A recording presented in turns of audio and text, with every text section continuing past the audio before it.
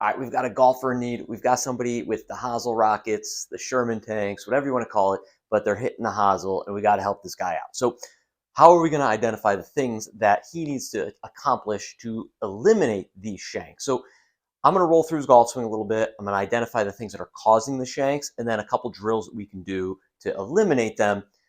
It's going to be very easy. We're going to get it better, and we're hopefully going to get this guy hitting some golf balls off the center of the face. Here we go. All right, so let's take a peek at what this golfer does from address all the way through the entire backswing and into the downswing. So this golfer here, he sets up, and the first thing I noticed was just the sheer amount of like body that's kind of leaning towards the golf ball. So what I mean by that is if I set up to a golf ball and I have my normal posture, my upper body is supported by my lower body, and there's not an excess of forward bend that my lower body can't handle. So this golfer in particular has their upper body too far out over their toes.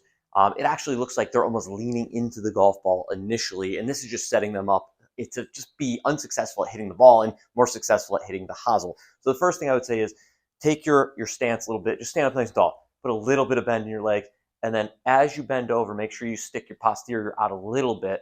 I just don't want to see your rear end kind of over your heels and then you bending over a lot from your hips, which is leading me to almost fall forward like this. That is number one.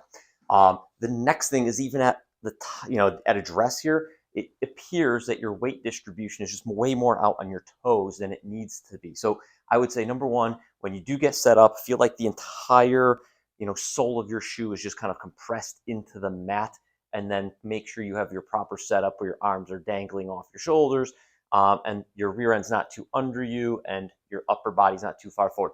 That is just going to put you in a better place to hit the golf ball from as you take the club back. So let's see what you do after this. All right, as you take this club back, first thing you do is as you take it back, you start to lift that front foot. Now, that's not a bad thing for some golfers, right? That helps them generate some turn and some backswing. But what it's doing for you is it's just preventing you from falling over. So as you take the club back, you're actually now leaning a little bit more forward. That right foot is just kind of holding you up and propping you there. And it's just going to make things even harder for you as you keep making a downswing. So here we go. Here comes the downswing. And I'm going to stop you right here. And I'm going to zoom in on your feet. Now, those are some cool Nikes, but I would prefer if they were both on the ground instead of up in the air. So both your feet are basically kind of almost off the ground. Just the balls of your feet and the toes are just kind of clenching into the turf, trying to hold on to you. And so as you do that, it's going to make things really, really difficult for you. So you're going to start lunging a little bit more forward, and your hips will start moving more forward. And as that happens, that club's going to get a little underplane, and you've got a little underplane with an open club face, and everything, your hips, your knees, your toes, everything's trying to slide closer to the golf ball. As you do that, the handle and the hosel are going to want to just make perfect connection with the ball. Boom, hosel rocket. So we need a solution on how to fix that, and that's what we're going to do next. All right, so the first thing I really want you to do is when you go to hit some golf balls, do this first. Take your shoes off, make sure you have some socks on, go to your range, maybe not your, private golf course, but like do this at a public driving range. Take your shoes off. If you can do it on actual grass, this is even better. Maybe go to the backyard, do something like this. But take yourself, plant yourself in the ground, feel the ground. Feel what it's like to put your feet in the ground and make some swings where your feet are touching the ground for as long as possible. So back in 2009, I got the chance to see Rocco Mediate. He actually did this every single day on the range. Every day he would come to our range. He would hit balls, no socks, no shoes, just clenching his feet to the turf. He wanted to feel what it was like to make good contact with the ground with his feet for longer. Really great guy. Anyway, I digress. But basically, I want you to feel what it's like to be grounded. When I make a swing, I make a backswing. Did my feet come off the ground? No. I make my downswing. Here it comes. Are both feet on the ground? Yes.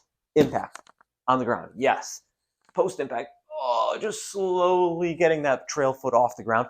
I need more of that from you as opposed to what you're doing, which is backswing, foot up off the ground, downswing, both feet off the ground. Impact. I don't even know if I can do it. I need you to get the feet more on the ground for longer. Once you put your shoes back on, I want you to grab a towel like this, roll it up, maybe take a water bottle with still water in it, make sure the water doesn't spill everywhere. Or, I've got this cool little like orange dot on the ground for me. And I want you to put it there and put it underneath your left big toe, maybe under all the toes, but not further back than like the ball of your foot.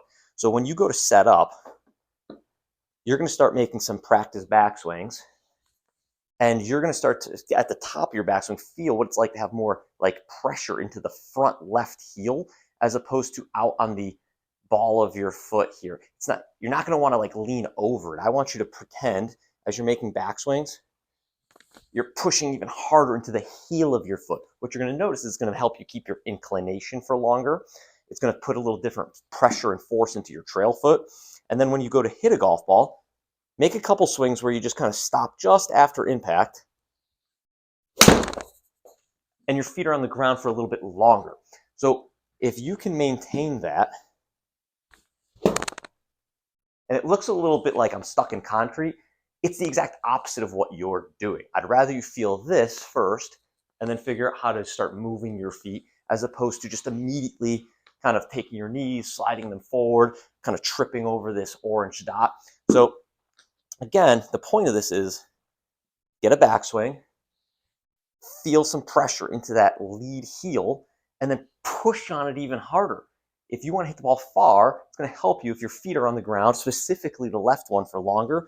And what it's going to do, it's going to take the golf club, instead of just ripping it under in an open face and hosel rocketing out in that direction, it's going to help you keep the club on plane for longer and strike the ball off the center of the face more frequently.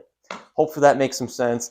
If you like that content, please make sure to subscribe. I'm more than happy to help out in any other way I can. Hopefully that helped.